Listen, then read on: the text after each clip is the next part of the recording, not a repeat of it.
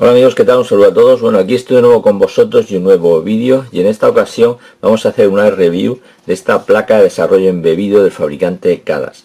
Concretamente esta es la versión BIM 1.1S, pero vamos a ver que este fabricante dispone de diferentes modelos en función de las prestaciones y el precio que tiene cada una de ellas, ¿no? Vamos a ver cada una de ellas y qué placas tenemos para elegir, y también vamos a ver las deficiencias y mejoras que bajo mi punto de vista necesita esta placa. Así que si te interesa el vídeo, quédate y vamos a ello.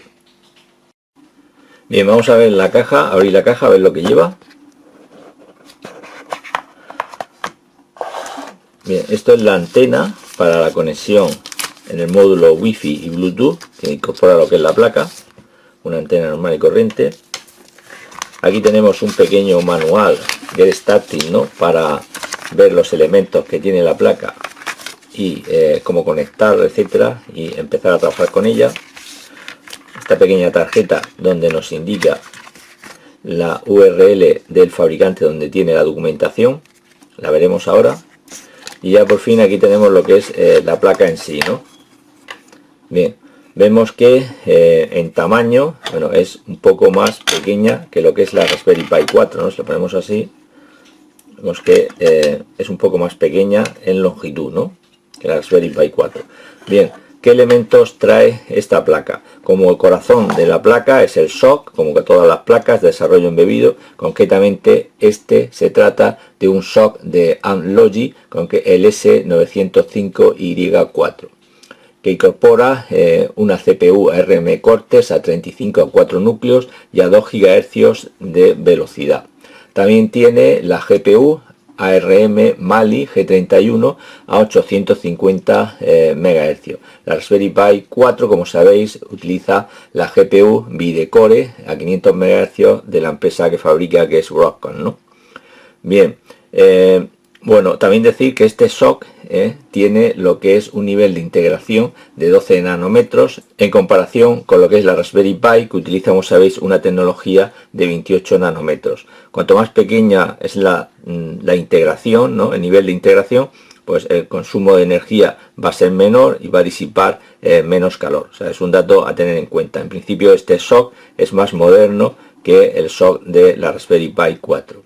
Bien, como elementos auxiliares tiene un módulo, que es este de aquí, de memoria RAM de 2 GHz DDR4. Incorpora también un módulo de memoria de almacenamiento eMMC de 16 GB. Y bueno, este es lo que es el Wi-Fi y el Bluetooth, Bluetooth 5.0. Aquí es donde iría conectada la antena, esta pequeñita que tenemos aquí.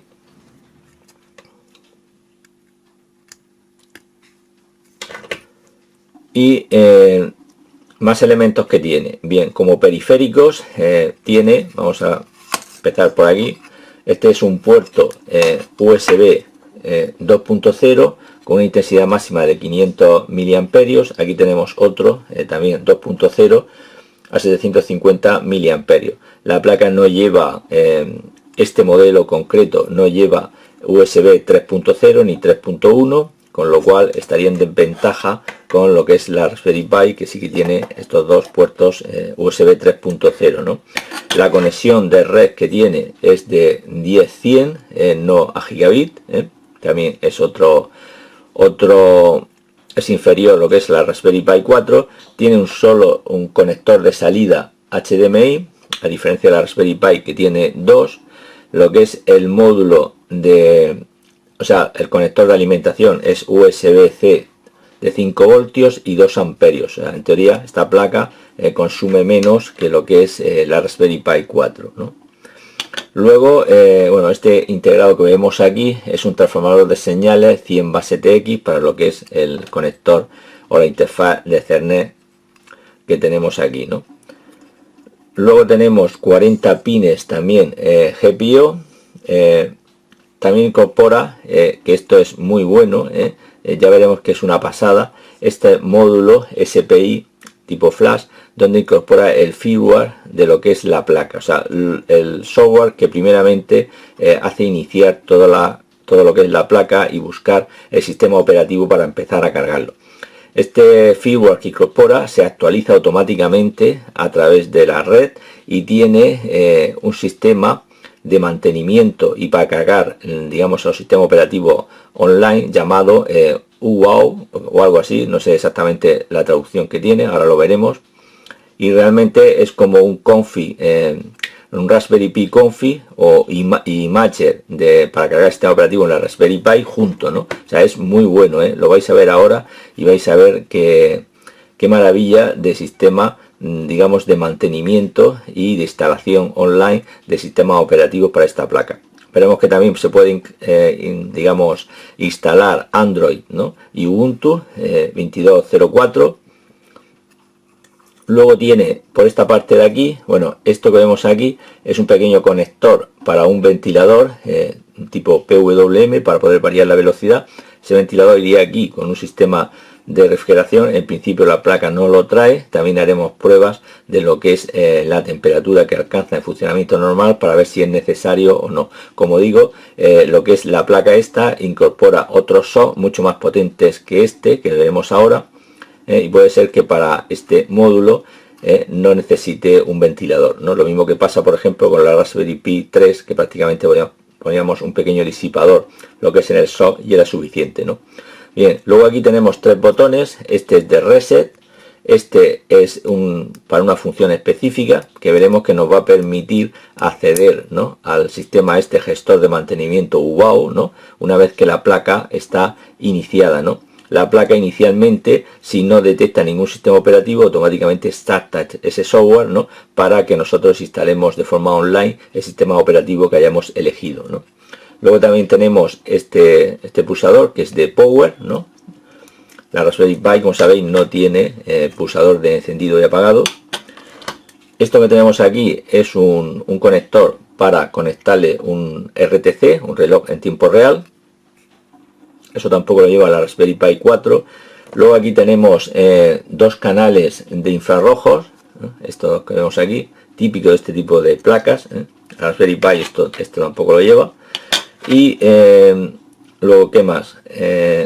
Bien, por este lado creo que no me dejo nada. Bueno, aquí tiene un LED que es de color blanco y rojo y nos va a indicar si la placa está alimentada o si tiene actividad lo que es el sistema operativo, ¿no? Y por el otro lado,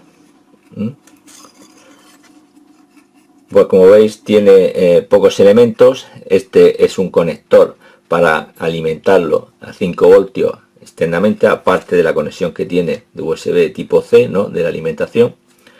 Y luego tiene el slot, ¿no?, para una tarjeta micro SD. Veremos que permite el arranque dual entre Android y Ubuntu, ¿no? Aquí tenemos el conector RJ45 a 10100, como ya he comentado. Y bueno, este slot que tiene aquí para entradas y salidas, ¿no?, pues será para conectarle una cámara, ¿no?, o un LCD. En este caso la Raspberry Pi tiene dos. También dispone del jack analógico para audio. Aquí lo sacamos a través de HDMI, no tiene jack de salida analógica. Veremos que estas placas incorporan también unos módulos, unos plugins de cabecera, ¿no?, que se conectan y tienen diversas funcionalidades, como por ejemplo salidas de audio directamente para conectar ya lo que son los auriculares o altavoces. Tiene otras opciones diferentes a lo que es la Raspberry Pi 4. Bien, y ahora lo que vamos a ver en el siguiente sketch de vídeo, vamos a ver los diferentes modelos que tenemos. Como he dicho, este es solo uno de ellos, económico. Hay otros más caros y con muchas más prestaciones. Y vamos a ver esos modelos, la diferencia de precio que hay entre ellos, y por último haré bueno, la review realmente, lo conectaremos, veremos qué tal va, ¿no?, lo que es el sistema operativo. Empezaremos, por ejemplo, a instalarle Ubuntu y en otro vídeo pues instalaré otro sistema, el sistema Android, para ver qué tal funciona. Ya sabéis que el Android, lo que es en la Raspberry Pi 4, nunca es un software que haya cuajado, ¿no?, al igual que este. Motivo, porque estos, digamos, son clones de lo que son los SOC que utilizan los móviles, y los móviles ya llevan Android por defecto. Por tanto, es mucho más fácil, ¿no?, integrar el sistema operativo aquí de Android que no en este, que en principio no es un SOC que haya sido diseñado para móviles, ¿no?, o para smartphone, ¿no? Bien, entonces vamos a ver el siguiente sketch de vídeo los diferentes modelos que tenemos, las prestaciones que hay, y después le haremos la prueba de funcionamiento a este CADAS V1, ¿no? V1S. Vamos a ello. Bueno, desde esta página tenemos acceso a toda la documentación y enlace de lo que es el proyecto de las placas CADAS. Si vamos a la parte de productos, tenemos todas las placas disponibles de este fabricante. Concretamente, la que os estoy mostrando en esta review es la BIN1S. Aquí tenemos toda la documentación referente a esta placa. Por ejemplo, si vamos a CAD, este es un archivo STP donde podemos ver en 3D lo que es la placa. Yo la tengo aquí ya cargada porque tarda un poco en cargarse. Y en este visor pues podemos ver la placa, aunque no están todos los componentes, pero sí los componentes principales, ¿no? Como veis. Bien, seguimos viendo cosas de lo que es la documentación de esta placa. Bueno, certificaciones, son las certificaciones que tiene que pasar la placa para poder venderse el producto en diferentes países. El datasheet es el más importante, ¿no? Donde viene toda la documentación de concretamente el SOC 905Y4. Hay mucha información técnica, como veis aquí. Pero siempre se saca información de todos los datasheets, ¿no? Aunque, como digo, es bastante técnica y farragosa, ¿no? de profundizar en ella, ¿no? Vamos a seguir viendo cosas que van a ser bastante útiles. En esta parte de aquí, bueno, estos son los archivos de lo que es la placa, ¿no? En formato PDF, ¿no? De los componentes, del tamaño, etcétera.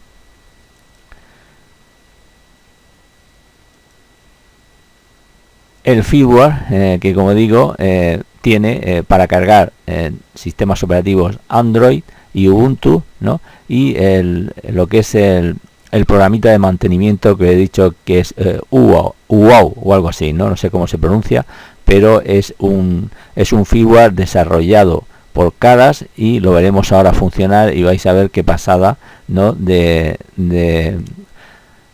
de software de mantenimiento para cargar también el sistema operativo online de forma muy fácil. Bien, lo veremos eso en vivo y más directo. Luego tenemos sistema operativo Android, las imágenes y Ubuntu, ¿no? Que es la que vamos a cargar en primer lugar. Luego intentaremos hacer un arranque dual entre lo que es Ubuntu y Android, ¿no? A ver si es posible y cómo funciona. Todo esto falta por probar, iremos viendo en diferentes vídeos, ¿no? Luego tenemos, bueno, el manual. El manual es este que tengo aquí. Es un PDF con lo que viene, lo que es en la caja, ¿no? Pequeño manual que viene con la placa y el Get Started, ¿no? Para empezar a trabajar con ella. Voy a dejar esta imagen de aquí porque vamos a ver algunas cosas que no he comentado en el primer sketch de vídeo, ¿no? Bien, seguimos. Vamos a seguir por la documentación que trae el fabricante. Luego, en la parte de rendimiento no hay nada todavía puesto en la documentación. El esquemático sí que viene completo, está bastante bien, ¿no? Vamos a ampliarlo un poco y aquí ya se puede sacar bastante información, ¿no? De lo que, bueno, están las alimentaciones, diferentes alimentaciones que tiene la placa, y vemos por ejemplo el MCU. El MCU es el microcontrolador este que veremos más adelante, pero es este microcontrolador que vemos aquí, que no había comentado en el primer sketch. Es un microcontrolador de 8 bits programable que viene definido en el manual como coprocesador, ¿no? Es un microcontrolador de 8 bits. Si vamos a Mouser, lo tenemos aquí y podemos ver su datasheet con las características que tiene, con sus entradas y salidas, etcétera, como cualquier otro microcontrolador a 16 MHz del tipo STM, ¿no? Bien, pues esto se utiliza, como veremos más adelante, para gestionar lo que es las entradas por infrarrojos y la velocidad del ventilador que hemos comentado antes de PWM que incorpora la placa. Bien, vamos a seguir viendo algunas cosas más. Bueno, el WASD 2 que llevan todas las placas de desarrollo embebido también tiene uno. El RTC, por ejemplo, fijaros las conexiones que tiene es para la batería, es la parte, si vemos en el manual, esta conexión que vemos aquí es solo para la batería, ya tiene integrado lo que son el reloj y demás elementos de electrónica para lo que es el reloj en tiempo real, como veis aquí, ¿no? El oscilador 32,7 kHz y el integrado para lo que generar el RTC, ¿no? Bien, lo que es el control del ventilador también viene aquí. La entrada de infrarrojo viene bastante detallado y se puede sacar bastante información, ¿no? De aquí la memoria eMMC,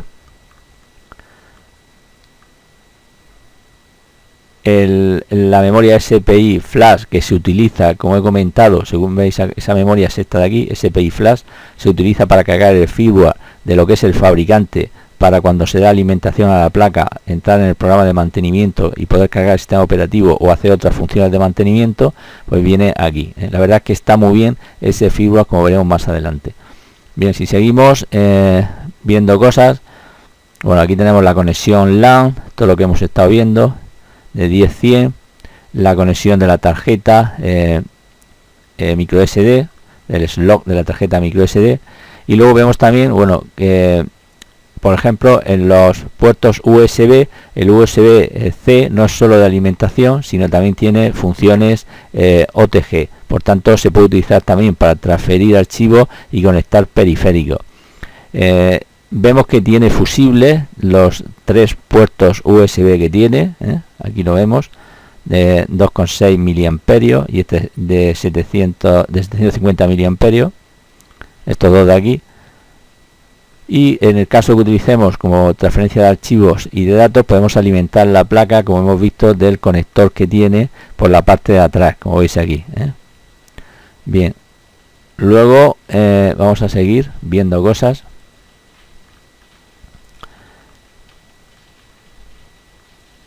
Bueno, aquí tenemos la conexión de Wi-Fi y Bluetooth, el módulo, bastante detallado, como veis, los pines GPIO. Bien, importante también tener, hay más esquemitas de los pines GPIO, pero aquí ya podemos ver el tipo de conexiones que tiene. Vemos que la mayoría son conexiones de interfaces I2C, SPI, UART, etcétera, ¿no? Y también tenemos lo que es el puerto de conexiones exteriores, que viene con el conector FFC, que es este que tenemos aquí, que también lo podemos utilizar como entradas y salidas, ¿no?, de nuestra placa. Aquí podríamos conectar pues una cámara, un LCD quizás, faltaría driver, faltaría cosas, indudablemente no es conectar y ya está, pero fijaros que tiene conexiones I2C, de reloj, una UART, etcétera, ¿no? Incluso pines GPIO. En la parte esta de aquí, como veis,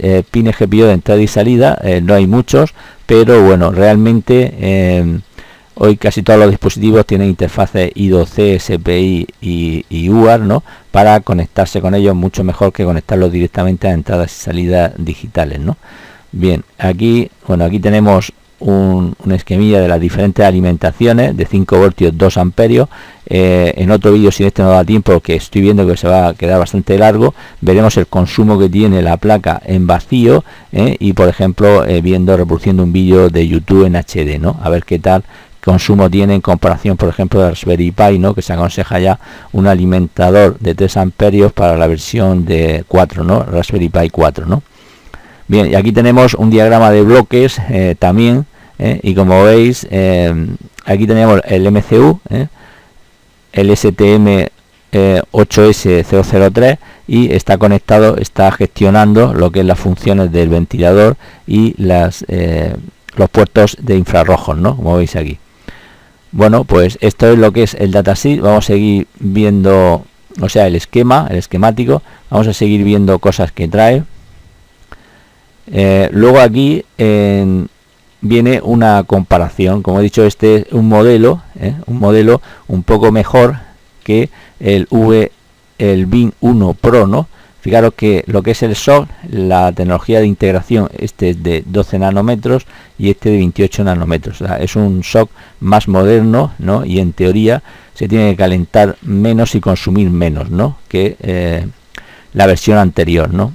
El tipo de CPU que lleva ya lo hemos visto, el S905 i4, el procesador Cortex A35 con 4 núcleos a 2 GHz. Lo que es la GPU es un Mali 850 MHz. Vemos que aquí las prestaciones, lo que es en el SOC, son inferiores a la versión BIN 1, ¿no? Aquí de 1,5, este se asemejaría más, digamos, a la velocidad de la Raspberry Pi 4. Falta probar el rendimiento de esta GPU con el firmware que lleve incorporado. Vemos la memoria RAM en los dos modelos son de 2 GB DDR4. El SPI Flash 32 megas, que es este que hemos visto aquí, que es donde se va a cargar el firmware de lo que es el fabricante. Y si seguimos viendo cosas, bueno, el Bluetooth en esta versión 5.0 y en la otra 4.2. Esta versión lleva tarjeta, como hemos visto, slot de tarjeta micro SD, con lo cual vamos a poder cargar el sistema operativo tanto en la memoria MMC como en la tarjeta micro SD, y con el bootloader intentar hacer un arranque dual entre uno u otro, ¿no? Esto lo veremos, no lo he probado, no sé qué tal va a ir.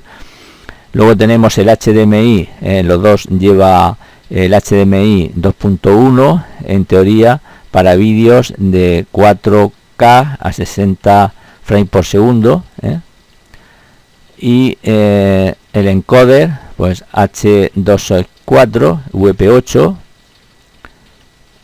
y de codificación pues H265 264, máxima resolución 4K por 2K 60 frames por segundo. Esto mejor verlo en directo cuando veamos la prueba, y viendo por ejemplo qué tal se reproducen los vídeos en HD, por ejemplo, de YouTube, ¿no? Que es la comparación que normalmente hago con las placas y la Raspberry Pi 4. Sabemos que le cuesta a la Raspberry Pi 4, por ejemplo, ver vídeos a Full HD desde YouTube. Aquí veremos esa comparativa también aquí.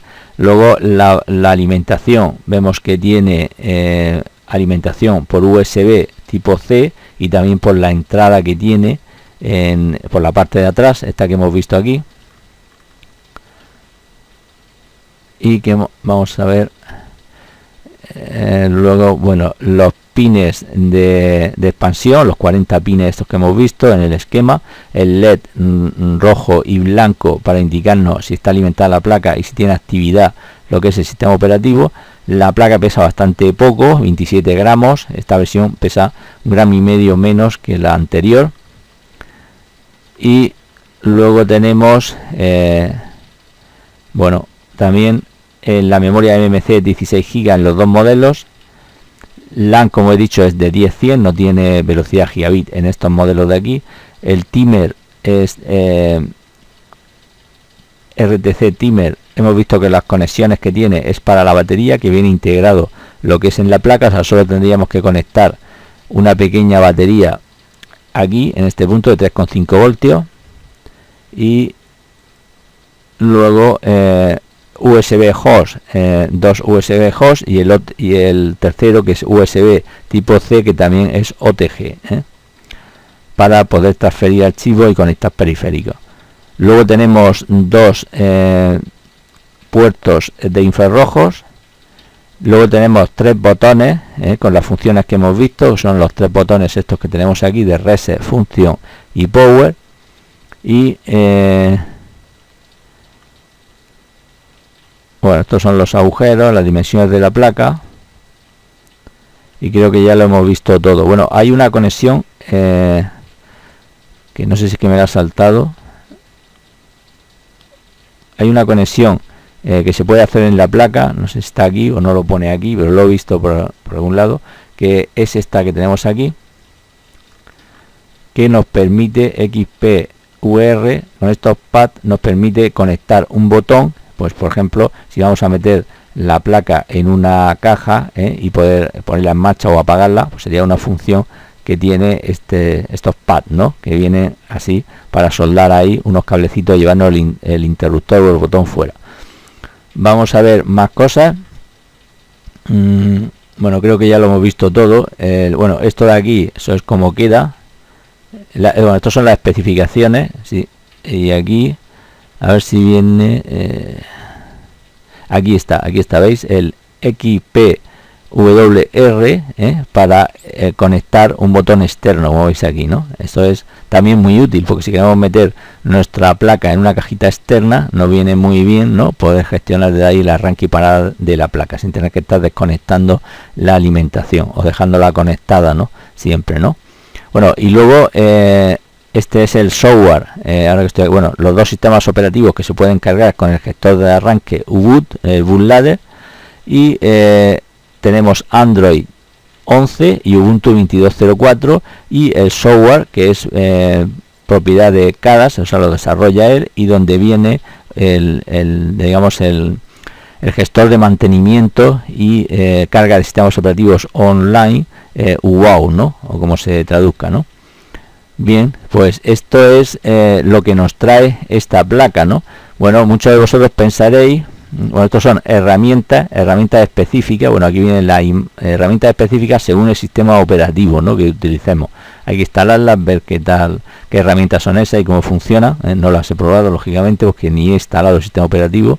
Lo estoy haciendo paso a paso. Luego, si os fijáis, si nos vamos a otros productos, tenemos el Edge 2, ¿no? Creo que es la más potente que tiene. Si vamos a comparaciones, aquí, fijaros que el Edge 2 Pro tiene un SOC con un nivel de integración de 8 nanómetros. Fijaros la diferencia. Con el procesador Rockchip RK3588S, que tiene 4 núcleos a 2,25 GHz y otros 4 núcleos a 55 a 1,8 GHz. O sea, esto debe ser un cañón, ¿sabes? Lo que es la GPU es una Mali G610 a 1 GHz. Veis que ya esto es bastante más digamos, más máquina, y por supuesto será más caro. Veremos ahora después los precios de cada una de ellas. Fijaros que aquí sí tiene que tener ya, bueno, tiene Wi-Fi, MMC 64 GB, memoria RAM hasta 16 GB, fijaros, y luego también tiene que tener puertos USB 3.0 o 3.1. Vamos a ver. Aquí, por ejemplo, tenemos en USB 3.1, un USB 2.0, dos USB tipo C. Vemos que esta es una placa bastante más potente. Lógicamente tiene que venir tiene que ser más cara, ¿no? Y vemos que la BIN 4 pues, también es una placa, digamos, que está bastante bien, pero lógicamente al tener diferentes prestaciones, pues los precios son diferentes. Ahora vamos a ver lo que cuesta cada una de estas placas. Bueno, primero quería comentar que también hay módulos que se pueden adquirir en la parte de productos para conectar encima de lo que son los pines GPIO y añadir funcionalidades. Estos son los Tone 2 o Tone 1. Vamos a ver si vemos el manual, si se ve algo por aquí. El kit, veis, se conecta, digamos, en los pines GPIO, y aquí tenemos pues conectores RCA para conectar audio, ¿no? Con salida analógica, etcétera. O sea, digamos que en hardware le doy una puntuación alta, a excepto de un detalle que he visto, que más bien es un error de novato y que veremos al final del vídeo. De momento vamos a seguir viendo las características, y ahora vamos a hacer una comparación de los precios según los diferentes modelos y las prestaciones que dan. Bueno, la tienda oficial del fabricante de estas placas está en AliExpress, y como vemos aquí en los productos hay diferentes tipos según las prestaciones que tiene cada una de ellas. La más básica es la BIN 1, que es esta que tengo aquí, que vale 65,35 euros, ¿no? Con el IVA y los gastos incluidos. Y digamos, las que hemos visto antes, más potente, es la que lleva el Rockchip, la Edge 2, ¿no? vamos a ver la Edge 2. Bueno, primero la que yo estoy probando en esta review es la BIN 1S, que como hemos visto pues tiene un shock un poco más moderno, y permite más funcionalidades, ¿no? Como hemos visto, el arranque dual, porque tiene la tarjeta, el slot de tarjeta micro SD, podemos arrancar entre MMC y lo que es tarjeta micro SD, el wifi, el bluetooth. Bueno, por unos pocos euros más pues tenemos unas pocas prestaciones más, lógicamente, ¿no? Y luego si vamos ya, digamos, a la Edge 2, pues que hemos visto que era ya un procesador potente, ¿no? Con hasta 16 GB de RAM, etcétera, pues hay dos modelos, la básica 286 euros, lógicamente, incluso la profesional 405. Esto ya para mí se sale de lo que es una placa de desarrollo embebida en cuanto a precio. Ya depende para lo que lo quiera cada uno de vosotros, que lo quiera cada uno de vosotros. Yo por este precio, si quiero utilizar este ordenador tan potente, digamos, a lo mejor ya pensaría en un mini PC, ¿no? De chino, etcétera, que los hay más económicos. Pero bueno, si necesito una aplicación que tenga conexión de lo que es tiene wifi 6, 16 GB de hasta DR4, si quiero una cosa, digamos, potente y para trabajar de forma embebida con poco consumo y con determinadas aplicaciones, podría ser una solución, ¿no? Lo bueno es que hay varias opciones, ¿no? Esta aquí, por ejemplo, es otro modelo con procesador también Rockchip, con CPU Rockchip, el RK3399, y tiene, por ejemplo, como veis aquí, diferentes tableros donde se pueden conectar cámaras, lo que es un sistema de audio ya para sacar directamente aquí a los altavoces donde queramos.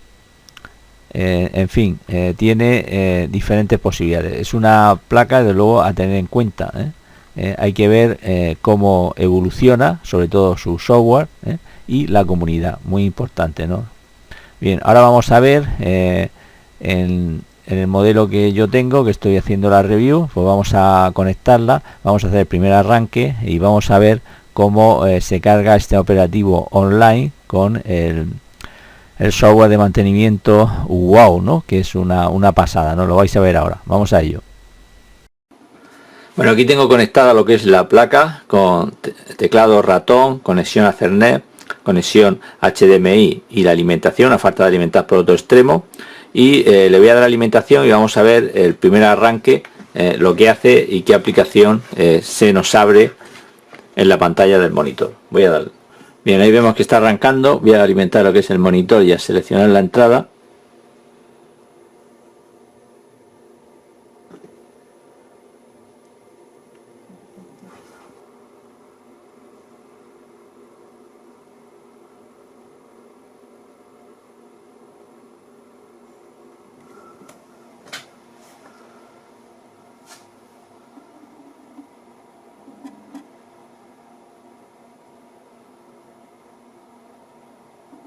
Bien, y como veis, este es el programita agua, ¿no? O como se diga.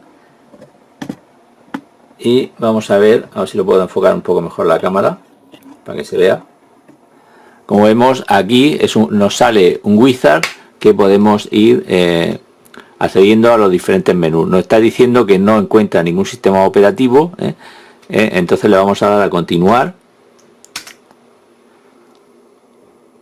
Nos dice que el Ethernet está conectado. Bueno, se nos abre la aplicación del wizard para ya desde aquí instalar cualquier sistema operativo que queramos, como veis aquí, ¿no? Si le damos a cancelar,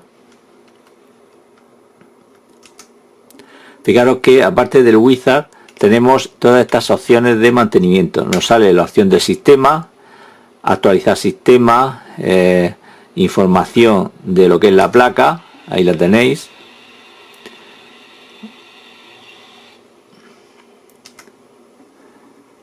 Acerca de agua, ¿no? Todo esto, y podemos ir para atrás.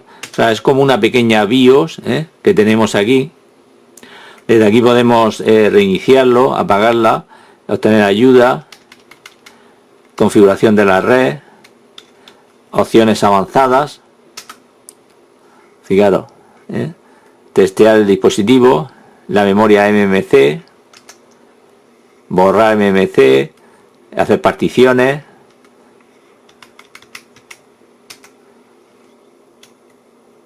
montar la tarjeta SD o USB según tengamos conectado, opciones sobre el SPI Flash donde va instalado el firmware, el USB OTG, USB tipo C, nos salen las diferentes opciones que tenemos aquí, deshabilitarlo, Network Mode, bueno, en fin, una cantidad de cosas, digamos, excelentes, ¿sabes?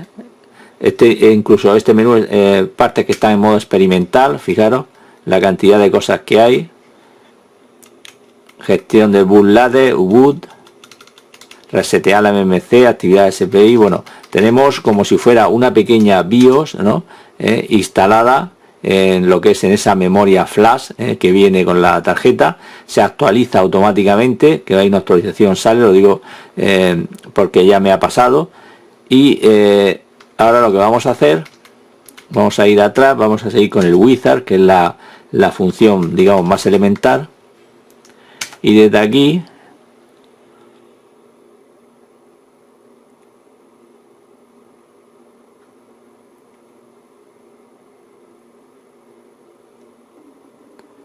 se nos da la opción, como veis, de instalar la imagen directamente de internet.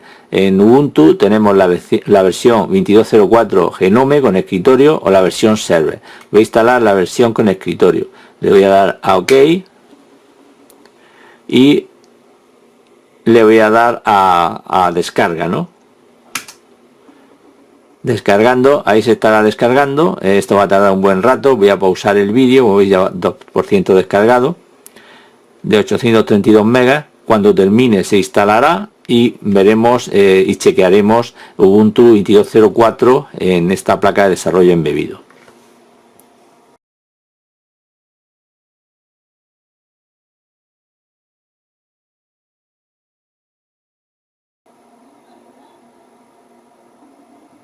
Bueno, ahí se ha descargado y ahora nos invita a darle a instalar.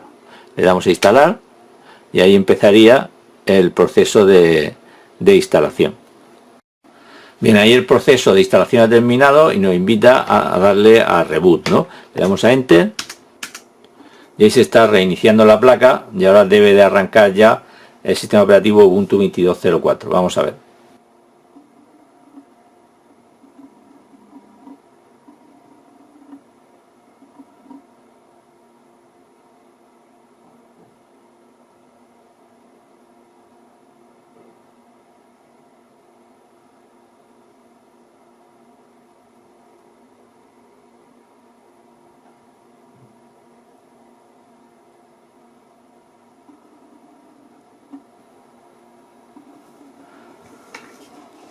Ahí ya nos ha iniciado lo que es el menú de login. Nos pide contraseña, no sé la contraseña que tiene.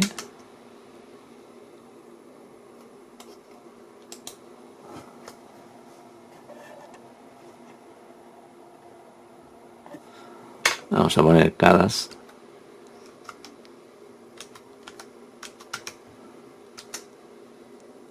Sí, es CADAS también. Luego podemos cambiar lógicamente lo que es el usuario y la contraseña, como cualquier sistema Ubuntu.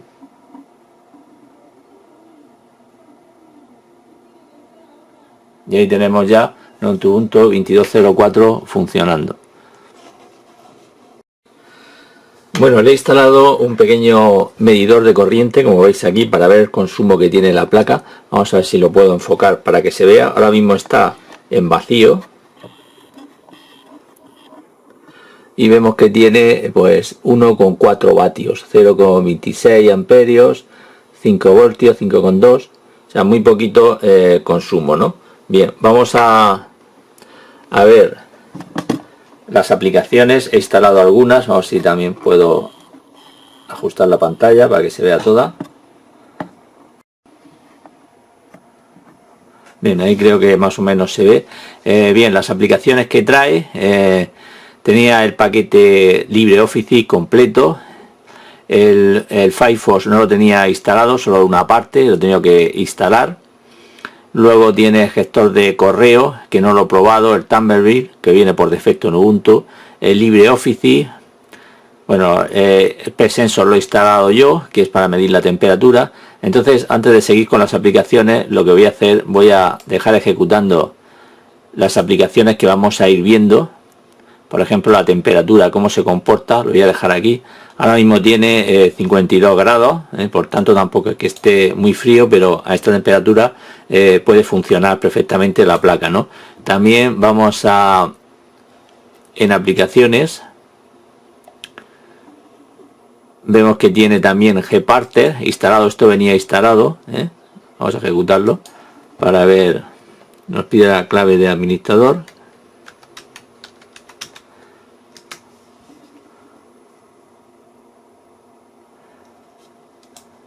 Bien, aquí lo tenemos. Esta es la memoria MMC donde está instalado el sistema operativo, ya que no he instalado la tarjeta micro SD. Lo veremos en otro vídeo donde instalaremos Android en esa partición, en esa tarjeta, y desde aquí dejaremos instalado Ubuntu para intentar hacer un arranque dual. Luego también voy a dejar ejecutándose HTOP, que nos va a medir el consumo de memoria RAM. Vamos a ver, lo voy a dejar aquí, y la temperatura en esta parte de aquí.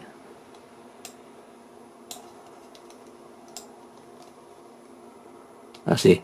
Bueno, veis que Ubuntu, por ejemplo, se queda escaso para correr en sistemas de 2 GB de memoria RAM. Fijaros que está prácticamente en vacío lo que es el sistema, y ya que se ha gastado 1 GB de 1,9 y pico que tiene, ¿no? O sea, esto ya queda muy escaso, ¿no? Bueno, se ejecuta, corre, pero mínimo en Ubuntu 4 GB. Para ello podríamos instalar Ubuntu Server, ¿no? Para ejecutar aplicaciones desde un entorno que no tenga escritorio gráfico, que consume menos memoria, pero aquí ya se queda un poco escaso. De todas formas, vamos a ver cómo se comporta. Vamos a dar un repaso a las aplicaciones que estamos viendo antes. Bueno, trae la calculadora, bueno, un editor de texto, todo esto lo básico que trae Ubuntu, y en esta distribución pues lo han dejado en esta compilación. En Office pues viene el LibreOffice. Vamos a abrirlo, a ver qué tal. Bien, como veis, vamos a ver si consigo para que se vea el consumo de memoria RAM. Ya tiene más de 1 GB, ¿no?, de memoria RAM. Bueno, la aplicación funciona, escribe, y funciona, pero con la limitación. Poca memoria RAM, como digo, para correr un Ubuntu de escritorio, ¿no? Bien, vamos a seguir viendo las aplicaciones.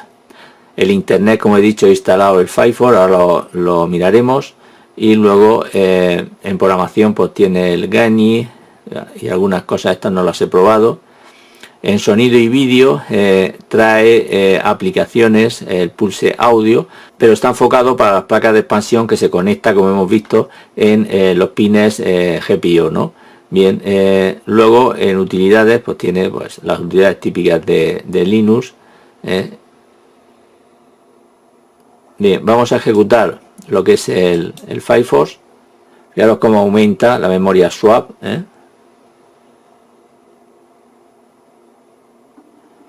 Bien, ahí lo tenemos. La temperatura se mantiene en 59 grados. Vamos a ver cuando ejecutemos un vídeo.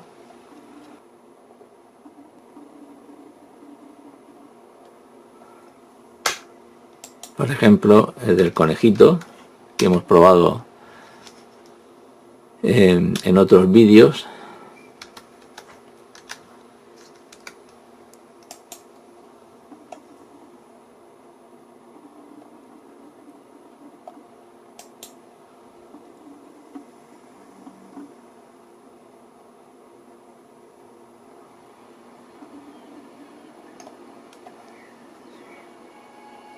Uno con 4 GB de memoria RAM. Vemos que se queda escaso. Lo que es la reproducción del vídeo en baja resolución se ve bien. Aquí tenemos un consumo, vamos a ver si lo podemos enfocar o ver.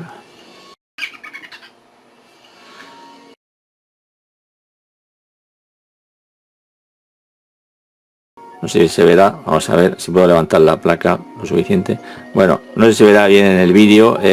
Ahora mismo tiene un consumo de 2,1 vatios, 2,2, 0,42 amperios, o sea, muy poco, consume menos que la Raspberry Pi, por eso funciona con un alimentador de 5 voltios 2 amperios en vez de los 3 amperios que necesita la Raspberry Pi 4, ¿vale? Bien, lo que es el vídeo a baja resolución, como he dicho, se ve bien, pero si aumentamos la resolución, vamos a ponerlo, está a 480 píxeles, si lo ponemos a 1080, 60 frames por segundo,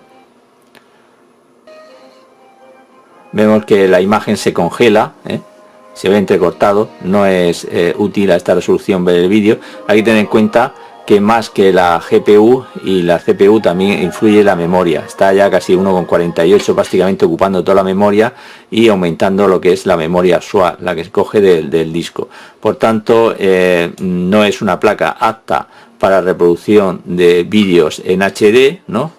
Pero como vemos, bueno, la podemos utilizar a baja resolución sin problemas, ¿no? Esta es su resolución óptima, 480. Y como veis, lo que es la temperatura ha llegado a 64 grados centígrados. No le vendría mal tampoco un pequeño disipador con ventilador.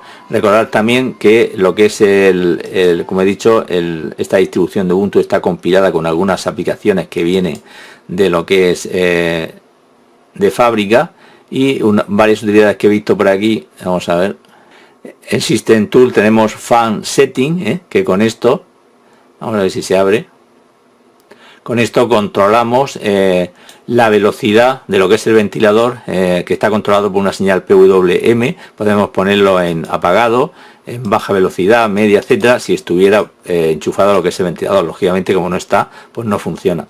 Y nada más, amigos, ahora lo que vamos a ver, antes de que ya se me olvidaba, vamos a ver las deficiencias que yo veo con esta placa y las cosas que deberían de mejorar para ser una competidora de la Raspberry Pi, ¿no? Vamos a ello.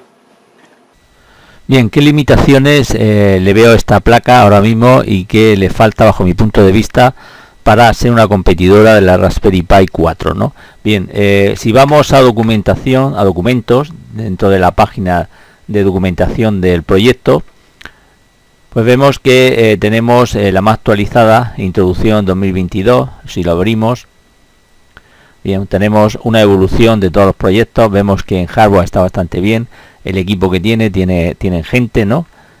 El desarrollo de las diferentes placas de desarrollo que han tenido. O sea, es un proyecto que está vivo de momento y que parece que va para adelante.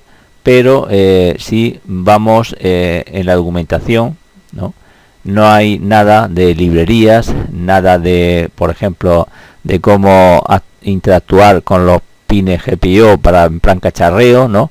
De eso no lo tenemos, no hay nada desarrollado. Prácticamente el que se ponga a hacer eso con estas placas, pues para tener un montón de inconvenientes. Y si vamos a la parte de los enlaces donde está digamos el foro para la comunidad que hay, que es este que tenemos de aquí, pues vemos que los temas y los participantes son mínimos. O sea, prácticamente no tiene una comunidad donde apoyarse, donde encontrar errores, donde desarrollar y utilizar librerías, etcétera, para poder trabajar. Aparte de eso, hemos visto que en el esquema, lo que son el pinout que tiene los pines GPIO, pues prácticamente son interfaces I2C, SPI, etcétera. Hay pocos pines, digamos, de entrada y salida, aunque sí que es verdad que, como he dicho, cada vez más los dispositivos se interactúan ya con el host a través de una interfaz serie, ya sea I2C, SPI o a través de la UART, ¿no? Comunicación serie. Bien, entonces ese es el punto más flaco que yo veo. Es una placa que está empezando. En cuanto a positivo, pues tiene varias versiones. Hemos visto que en Ubuntu versión de escritorio con 2 GB, aunque corre, se queda un poco escaso de memoria.